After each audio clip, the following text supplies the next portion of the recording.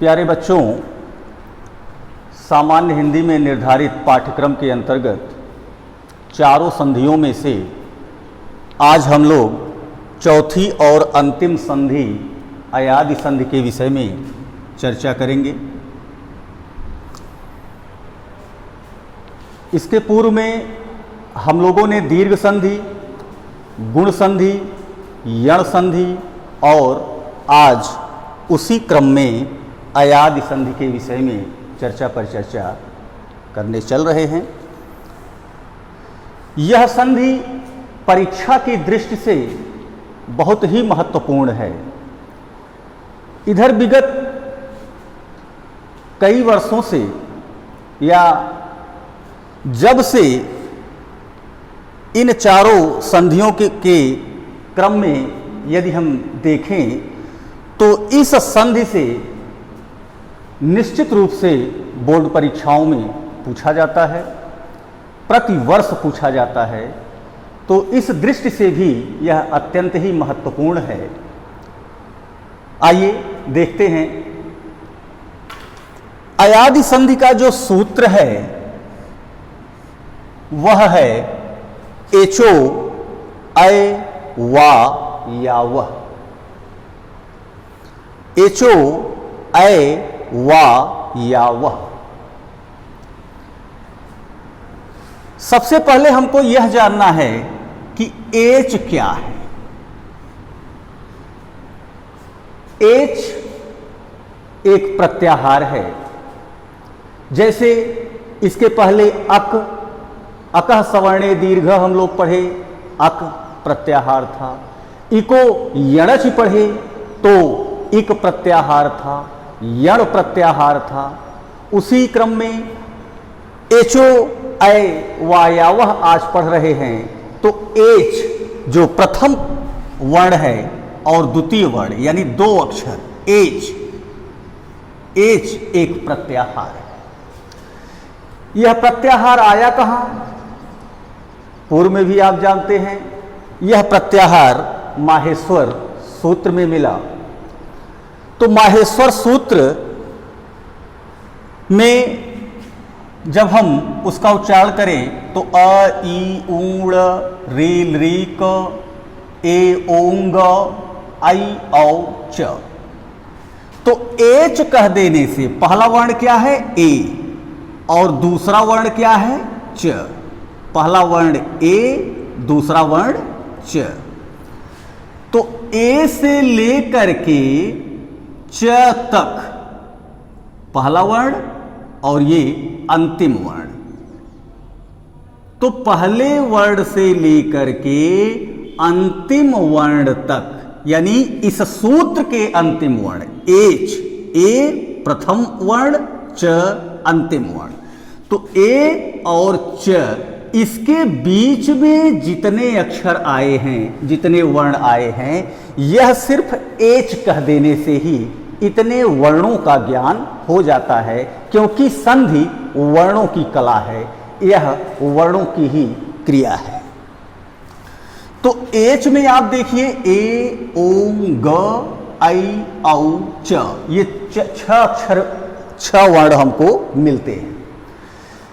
इसमें पूर्व में भी बताया गया है कि अंगा और च ये दोनों हलंत्यम, इनके नीचे हलंत लगा हुआ है, इसलिए हलंत्यम सूत्र से इनकी इत संज्ञा होती है और तस्लोप से लोप कर दिया जाता है। यह सिर्फ प्रत्याहारों की सिद्धि के लिए हैं, इसलिए अंगा को और च को हमने हटा दिया। यह प्रत्याहारों की सिद्धि में प्रयुक्त होते हैं। अब चार वर्ण मिले एच में, कौन कौन से? ए ओ आई और औ।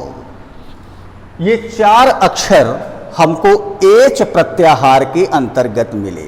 तो कहने का क्या मतलब है? जब हम किसी शब्द का विच्छेद करेंगे तो सबसे पहले हमको क्या मिलेगा? या तो ए मिलेगा, या तो ओ मिलेगा, या तो ऐ मिलेगा, या तो औ मिलेगा। सूत्र में स्थिति स्पष्ट होगी। जब हम इसका उदाहरण देखेंगे तो स्थितियां और स्पष्ट होंगी। और परवर्ण, परवर्ण माने दूसरा जो अक्षर, दूसरे पद का जो पहला अक्षर मिलेगा वह कोई ना कोई स्वर होगा, क्योंकि संस्कृत वर्णमाला में स्वरों की संख्या 9 मानी गई है और वे 9 स्वर जो हैं अ, ई, उ, री, री, ए, ऐ, ओ, औ, ये 9 स्वर हैं। तो परवर्ण में ए, ओ, ऐ, औ और पूर्ण वर्ण में, और परवर्ण में यानी दूसरा जो अक्षर मिलेगा उसमें अ, ई, उ, री, री, ए, ऐ, ओ, औ, इनमें से कोई होगा तो आदेश वर्ण के रूप में ए के स्थान पर ऐ, ओ के स्थान पर औ, ऐ के स्थान पर आय और औ के स्थान पर आव हो जाता है। अब कुछ बच्चों के मन में यह प्रश्न हो सकता है कि सूत्र में कहीं अ लिखा ही नहीं है, तो ये अय, औ, आय, आव ये आए कहां से? सूत्र में तो कहीं अ ओ का जिक्र ही नहीं है, अ कहीं लिखा ही नहीं है, तो अ आया कहां से? इसको भी जानना आवश्यक है। तो सबसे पहले हम देखिए, यह अवग्रह है। अवग्रह संस्कृत में जो यश की तरह बना रहता है वह अवग्रह होता है। इस अवग्रह को अ कहते हैं। अ, इसका उच्चारण क्या है? अ। अब अ और अगला वर्ण क्या है? य। तो अ और य मिलकर के क्या हो गए? अय हो गए। तो अ और य यानी एच हो तो एच में ए के स्थान पर ऐ, ओ के स्थान पर औ, ऐ के स्थान पर आय और औ के स्थान पर आव हो जाता है। यह सूत्र की परिभाषा हुई। तो अ मिला और य मिला तो ऐ हो गया। दूसरा को हमने बताया कि कोई भी व्यंजन अक्षर बिना स्वर की सहायता के नहीं बोले जाते। तो जब हम य का उच्चारण करते हैं तो य में क्या मिला? अ। जिसे बोले हम य, तो य में क्या मिला? अ मिला।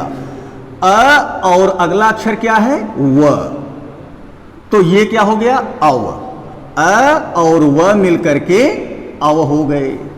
उसी क्रम में व का जब हम उच्चारण करते हैं व, तो व में क्या मिला? फिर अ मिला। और व में क्या है? आ की मात्रा भी है, तो आ की मात्रा भी अ के साथ मिल गई। अगला अक्षर क्या है? य है। तो ये क्या हो गया? आय। उसी क्रम में य का जब हम उच्चारण करें फिर, तो य में भी अ मिला और य आ की मात्रा से युक्त है, इसलिए अ भी आ की मात्रा प्राप्त करके अगला अक्षर व हो गया, तो यहां आव हो जाता है। तो अ आया कहां से, हम इसकी चर्चा कर रहे थे। इसी सूत्र में ही निहित है अ। आइए कुछ उदाहरण के माध्यम से हम इसको समझने का प्रयास करते हैं। जैसे शब्द है नयन, पहला उदाहरण है नयन।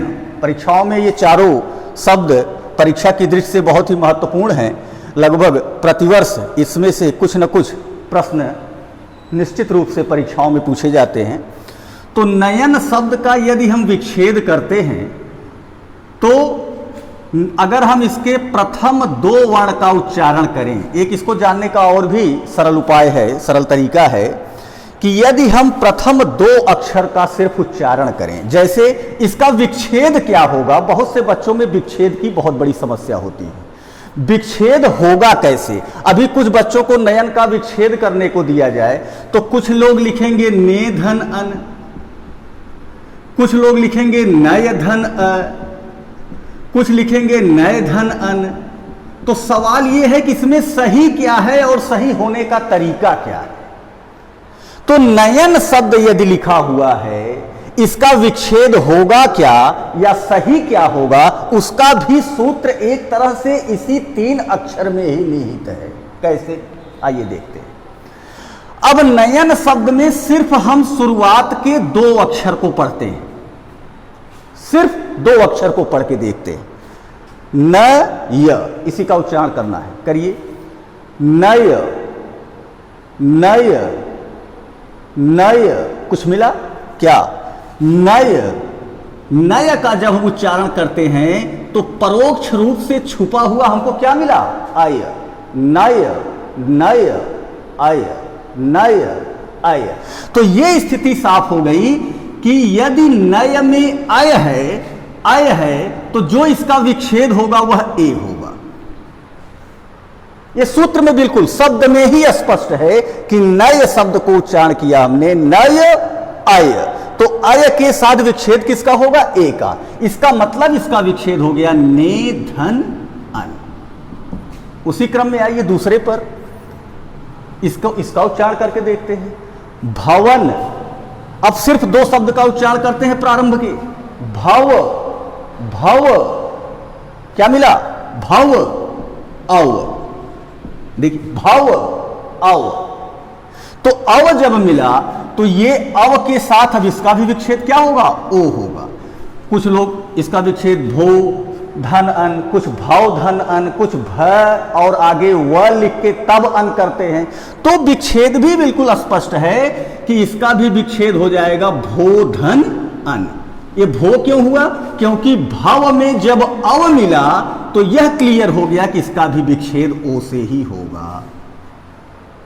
तीसरा शब्द आइए देखते हैं, नायक। इसका भी उच्चारण करके देखिए, प्रारंभिक दो शब्द के। नाय, नाय, क्या मिला? आय, नाय आय। तो जब आय मिला तो यह स्पष्ट हो गया कि इसका विच्छेद क्या होगा? आय होगा। इसका भी विच्छेद जब होगा नायक का तो नई धन अक। नय क्यों हो गया? क्योंकि यहां अय है, ना आय है तो इधर अय है, उधर अय था तो इधर ए है, अव था तो ओ है, आय जब मिला उच्चारण में तो अय में आ गए। इसी तरह से पावकह, दो शब्द का उच्चारण करके हम देखते हैं। पाव आव, पाव आव, तो पाव में आव मिला तो विच्छेद क्या हुआ? अव। तो जो बच्चों में पो धन अकह करें कि पव धन अकह करें कि प व धन अकह करें, इसका भी समाधान इन्हीं शब्दों में ही निहित है। बस ध्यान देने की आवश्यकता है। प्रारंभिक शब्दों का उच्चारण इसी तरह से आप कर सकते हैं, अन्य भी उदाहरण होते हैं। फिलहाल अब तक जो आपको ये संधि बताई गई इसका आप अभ्यास करते रहें, फिर आगे इसी क्रम में